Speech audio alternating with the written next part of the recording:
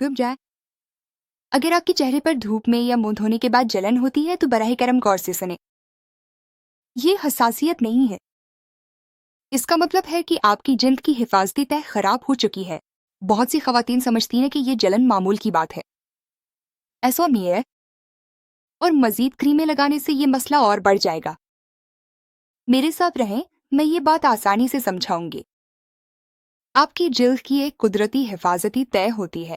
جب آپ تیز وائٹننگ کریمیں، فارمولا مکسچر یا نامعلوم مصنوعات استعمال کرتے ہیں تو یہ تہ آہستہ آہستہ ٹوٹ جاتی ہے۔ آپ کے چہرے پر یہاں تک کہ جب آپ صرف کچن میں چولہے کے پاس کھڑی ہوتی ہیں تب بھی جلن ہوتی ہے، اسی لیے آپ کی جلد پتلی محسوس ہوتی ہے، اسی لیے پانی بھی جن آتا ہے، اسی لیے دھوپ میں بھی تکلیف محسوس ہوتی ہے۔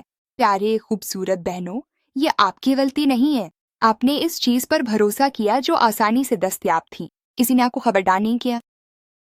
اگر آپ کی جلد میں جلن ہوتی ہے تو تیز وائٹننگ کریمیں، پیلنگ پروڈکٹس، اسکرب اور وہ سب کچھ جو فوری نتائج کا وعدہ کرے استعمال کرنا بند کر دیں۔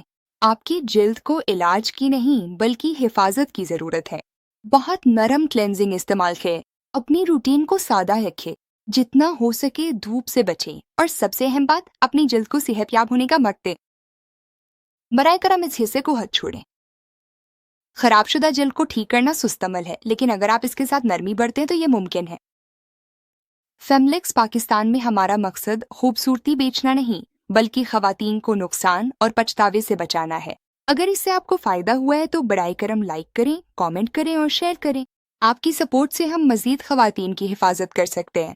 محفوظ آگاہی کے لیے فیملیکس پاکستان کو سبسکرائب کریں۔